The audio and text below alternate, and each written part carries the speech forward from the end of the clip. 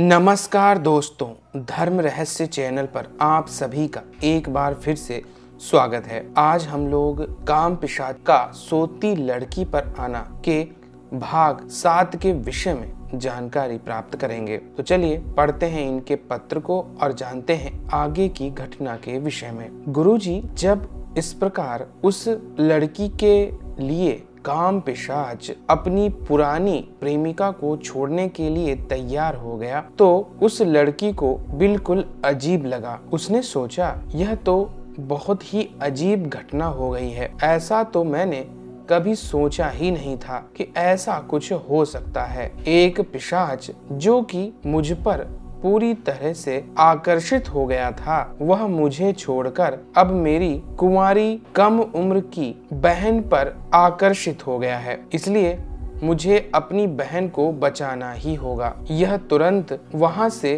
Taxi लेकर अपने घर की ओर जाने लगी ताकि वह अपनी बहन को उस पिशाच से बचा सके। लेकिन उतनी दूरी तय करने में लगभग 40 मिनट लगने वाले थे, जो कि काफी लंबा समय था। जबकि यहाँ पर काम पिशाच पहुंच गया था। सोती हुई उस सुंदर लड़की पर बहुत बुरी दृष्टि से नजर डालते हुए उसने तुरंत ही उसे पूरी तरह दबा दिया। लड़की अपने हाथ तक नहीं हिला पा रही थी। तब उसने चिल्लाना ही सही समझा, क्योंकि उसे कुछ भी दिखाई तो दे नहीं रहा था। लेकिन वह अपने दोनों हाथों के ऊपर किसी भारी पुरुष का स्पर्श, जिसने की उसके शरीर को बुरी तरह दबा रखा है, स्पष्ट रूप से महसूस कर सकती थी। यह बात बिल्कुल अजीब थी। जब कोई दिखाई न पड़े और वह आपको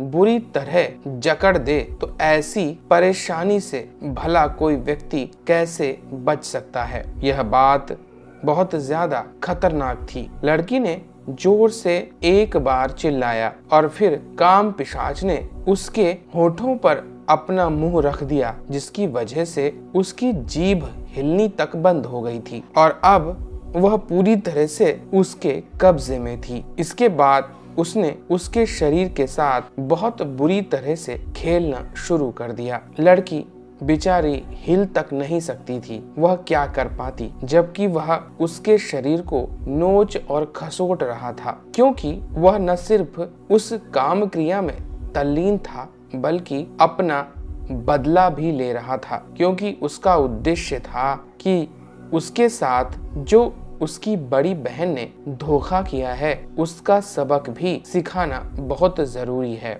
इधर यह अपने ड्राइवर को कहती है, जल्दी चलो, इमरजेंसी है घर में, मुझे बहुत जल्दी पहुंचना होगा। ड्राइवर भी तेजी से गाड़ी भगाता है। इधर 40 मिनट तक काम पिशाच उस थकी हुई किशोरी के साथ बहुत बुरी तरह व्यवहार करते हुए उसके शरीर को निचोड़ कर रख देता है और वह रोने के अलावा और आंसू बहाने के अलावा कुछ भी नहीं कर सकती थी, क्योंकि यहाँ पर उसके खिलाफ कुछ भी करने की सामर्थ्य उसे समझ ही नहीं आ रही थी। वह करे भी तो क्या करे, जो दिखाई नहीं दे रहा है वह उसके साथ ऐसा कर रहा था कि तभी बिल्डिंग के नीचे पहुंचकर तुरंत वहां से दौड़ते हुए अपने फ्लैट तक वह लड़की पहुंच जाती है। दरवाजा खोलती है और जैसे ही काम पिशाच ने उसे देखा, काले धुएं के रूप में वहां से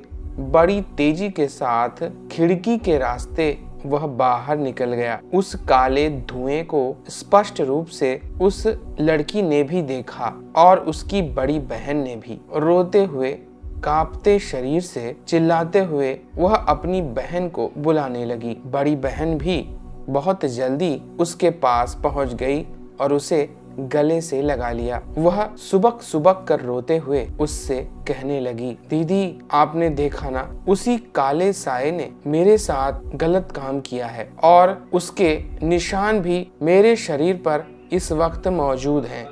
देखिए, सचमुच में उसके शरीर के ऊपर सचमुच में बहुत बड़ी मात्रा में चोटों और खरोंचों के निशान थे, खास तौर से अंदरूनी अंग के आसपास, जैसे कि जानवर अपने नाखून से शरीर को नोचते हैं तकरीबन वैसे ही काले रंग के निशान बन गए थे, जिन्हें देखकर बड़ी बहन को भी रोना आ गया। उसकी आंखों से आंसू निकलने लगे। उसने तो कल्पना भी नहीं की थी कि ऐसा कुछ हो सकता है। उसने तुरंत मंत्रों को पढ़ना शुरू कर दिया, लेकिन काम पिशाच वहां पर नहीं आया। वह तो उसके नियंत्रण से अब बाहर था। इस समस्या से निकलना अब उसके लिए सबसे बड़ी प्राथमिकता थी। इसीलिए उसने तुरंत ही अघोरी के पास जाना ही उचित समझा, क्योंकि यह सारी चीजें वहीं से शुरू हुई थी। बहुत जल्दी ही वह अघोरी के पास पहुंच गई।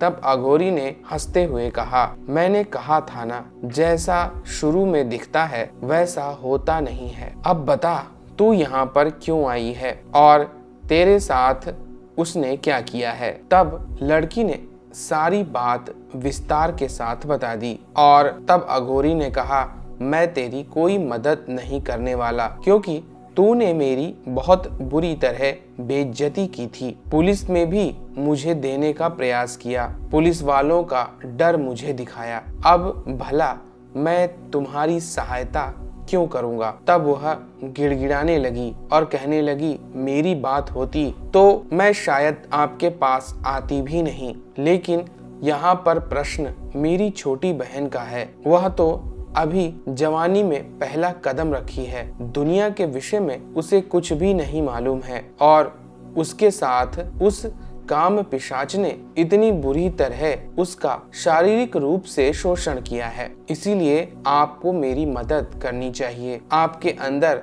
थोड़ी भी मानवीयता है तो अवश्य ही मेरी मदद कीजिए। मैं अपनी पुरानी भूलों के लिए आपसे माफी मांगती हूँ। तब अघोरी ने कहा, ठीक है, मैं तुझे माफ कर देता हूँ, लेकिन क्योंकि सारा कुछ तूने ही शुरू किया है, इसलिए अब इस समस्या को तुझे ही झेलना भी पड़ेगा। हाँ, मैं तुझे एक विधि बता दूंगा जिसके माध्यम से तू उसके प्रभाव से धीरे धीरे निकल जाएगी, लेकिन अभी के लिए तो तुझे उसे अपने ही शरीर में धारण करना पड़ेगा और इसके बाद मैं तुझे जो मंत्र जाप बताऊंगा उसे लगातार करते रहना। लगभग 6 महीने लगेंगे, उसके बाद ही तू इसके जंजाल से मुक्त हो पाएगी। इसलिए एक बार विचार कर ले, क्योंकि 6 महीने तक यह तेरे साथ क्या क्या करेगा इसकी कल्पना भी तू नहीं कर सकती है। अगर अपनी बहन को बचाना है तो तुझे यह बात माननी भी पड़ेगी। तब लड़की ने कहा, मैं तैयार हूँ, क्योंकि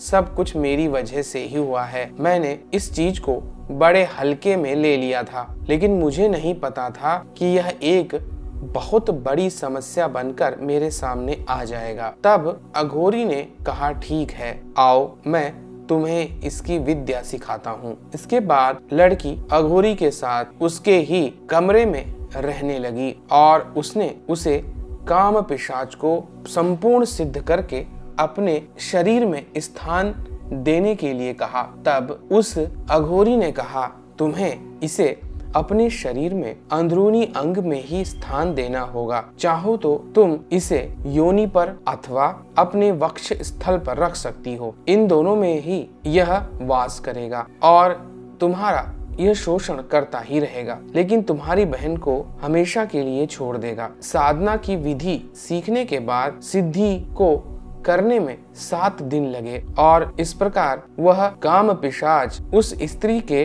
वक्ष स्थल में रहने लगा। इस प्रकार से उसकी छोटी बहन उसके प्रभाव से पूरी तरह मुक्त हो गई, लेकिन यह लड़की बदहवास हो गई और पागल की तरह रहने लगी। परिवार वाले शादी करना तो दूर की बात है, इसे अपने साथ वापस स्वीडन लेकर चले गए, जहां पर मैंने इसे देखा। यह पूरी तरह पागल नजर आती थी। इसके वक्ष स्थल पर पूरी तरह काला रंग चढ़ चुका था, जैसे कि किसी ने काले रंग की स्याही पोत दी हो। शायद वह इसके वक्ष स्थल से बुरी तरह खेलता होगा और इसी वजह से इसका शरीर इतना ज्यादा खराब हो गया था, लेकिन यह फिर भी केवल मंत्र जाप करती रहती थी। शायद यह कोई देवी उपासना कर रही थी और 6 महीने बीतने के बाद अचानक से एक दिन यह बड़ी खुशी के साथ सभी को दिखाई दी और सबको लगा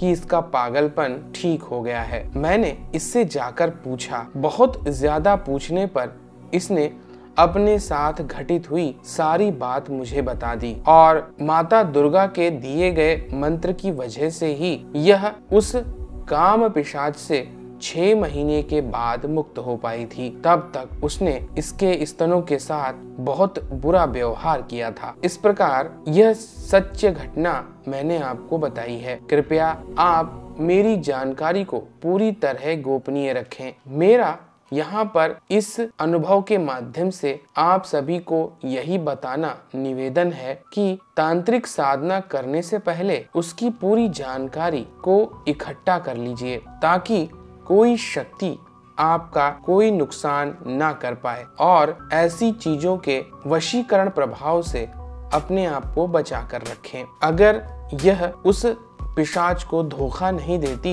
तो शायद स्थिति कुछ और भी हो सकती थी, लेकिन जो जैसा करता है वैसा ही भरता भी है। आज वह पूरी तरह ठीक है, लेकिन तंत्र मंत्र से बिल्कुल दूर केवल सात्विक तरीके से मंत्र का और माता दुर्गा की साधना करती रहती है। गुरुजी, अगर कभी मैं इंडिया आई तो मैं उसे आपके पास भी लेकर आऊंगी और आप तब स्वयं उसे देखेंगे कि यह कैसे अपने उस समय को बचा पाई थी। गुरुजी, आपका विशेष रूप से धन्यवाद। आपने मेरे इस अनुभव को प्रकाशित किया है। सभी दर्शकों का भी धन्यवाद जिन्होंने मेरे इस अनुभव को पसंद किया है। आप सभी का बहुत बहुत धन्यवाद। जय